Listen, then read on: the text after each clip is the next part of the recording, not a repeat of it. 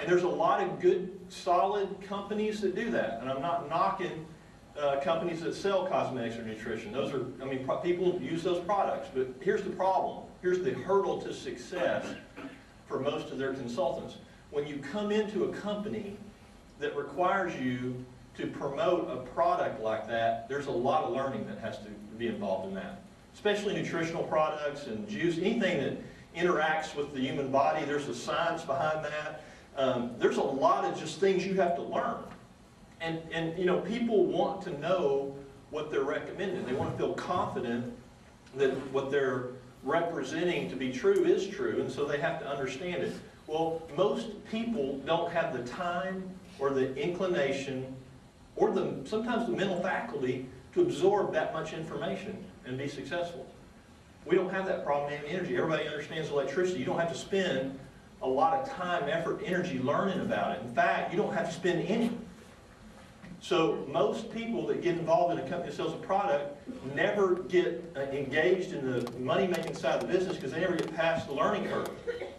Okay, but picture this. Let's say 100 people start with this company, and the learning curve initially cuts 50% of them out. They just never overcome that. Okay, so now you're down to 50. Well, that brings up the second objection, and that's that the products typically require them to actually have selling skills. Okay, big difference. We don't sell anything here. Okay, everybody uses electricity, and we save people money on it. And we even give them a way to get it for free. We provide value. We can make a recommendation. You either take it or you don't, but we're not selling anything. If you don't want to save money on electricity, fine. You know, I mean, I don't understand it, but fine. I don't have to convince, I'm not going to try to convince you to save money. If you don't want to save money, then we can't help you. But every company that sells a product has to sell something. Now, once you get trained on it and you feel confident in it, then the next step is I've got to convince you, my friends, my warm market, that you need it. Okay, I've got to sell it to you. I've got to sell you on the benefits. I've got to make it be something that you see a need for in your life. And then I've got to convince you, in most cases, to spend money that you don't have in your monthly budget on it. Okay? So, best case scenario, I'm trying to sell you nutritional supplements and you already take nutritional supplements. So I'm just asking you to exchange the dollars that you're spending on those for my product. And I hope mine's less expensive. But if it's not, then I got to convince you why mine's worth spending more money on. And by the way, you don't have that extra money in your budget. So it's selling. Okay, well now our 50 people just turned into 10. Okay, because that just kills most people. A, you don't have the time, and most of us aren't trained to be professional salespeople. So those two things, training and selling, immediately cut out, you know, 75% of the people that are going to be successful that start that deal. So no wonder you see people all the time that say it doesn't work. Well, that's because they either couldn't overcome the training hurdle or they couldn't overcome the selling hurdle. Here's the third reason that they fail. Even those final 10 that stuck with it, man, they got through the training, they're great salespeople, and they sell it. The problem is, in most cases, the way they ask the customer to purchase it requires the customer to change a buying habit. And folks, that is the hardest thing in the world. People are people. And they like what they like, and they don't like what they don't like. And my wife goes to the same grocery store every week, up and down the same aisles, and she buys the toothpaste and the vitamins and all that stuff the same way. And she's busy, and she's got a lot going on, and asking her to do it a different way, just, you know, step out of the way if you do that. Okay? It's just not, so people want to accommodate you. You've learned all you need to learn about the product, and you've been able to convince me that I need it, and I'm willing to budget extra money for it, and I take it. And I get on auto ship. And you start sending it to me. Okay, I'm a human being and I'm not perfect. And so I don't take my supplements every day. Okay, I miss a day here, a day there. After a couple months, I'm a full 30 days behind. I got an extra bottle. And then all of a sudden I get a new box on the front door from UPS with 2 more. And over a period of 90 days, I got bottles stacked up. I can't even see to shave in the morning because I got bottles stacked up. And it's there and constantly in front of me. How many people does that stress out? Yeah. I mean, you know what I'm saying? It's funny, but the pressure of that is like, overwhelming. And so what do? You go to their website and you cancel your auto ship. Most of the time with the full intention of when you catch up, go back and re-sign up and get some more. But how many of you ever do it? Right. Okay? So even if you overcome the training objection and you overcome the selling objection, you cannot overcome human nature. People want to buy vitamins when they go to the grocery store. They want to buy their makeup at the makeup counter at whatever department store they like to go to. And they want to buy it when they need it. Right. Not when you need them to need it. Right.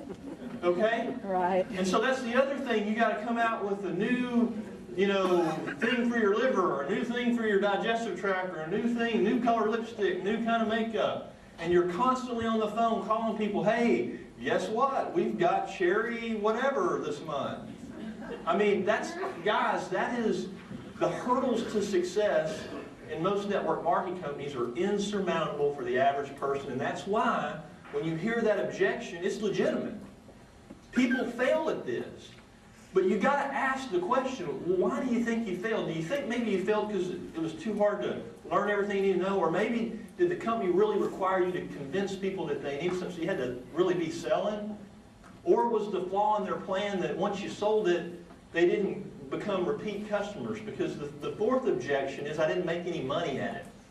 Well, the first three kind of lead you to the conclusion that you're not going to make any money at it, right? Because ultimately all these businesses are about is getting good, loyal customers. And we talked about that earlier today before lunch. I mean, everything we're working for here is built on generating and growing a big, large, healthy base of good quality customers. So as Jerry said this morning, when you get ready to go to the beach, you can rest assured that your residual check's going to keep coming month after month after month. Well, guys, good quality customers, the definition of them is that they stay with you and they keep buying products month after month after month. They cancel their auto ship because they got stuff stacked up in front of their mirror in the bathroom. That's not a good loyal customer. And it's not the seller's fault and it's not the customer's fault. It's a flaw in the plan. Yeah. We eliminate that. People in our business, they sign up for electricity, they fill out a form on the internet, it takes 2 minutes, and they go right back to their life. And the next month, after their next full bill from their old provider, they start using our service. And the only thing that changes for them is the bill that they get is green, the envelope's green instead of whatever color it was before. And that's it.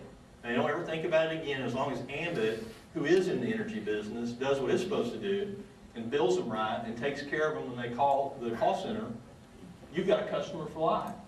And if you approach them the way we talked about this morning, and you're looking for houses for people who aren't going to move, and you understand that deposits are there for a reason, all those things, you can come in and have confidence that what you're building is something that's going to last.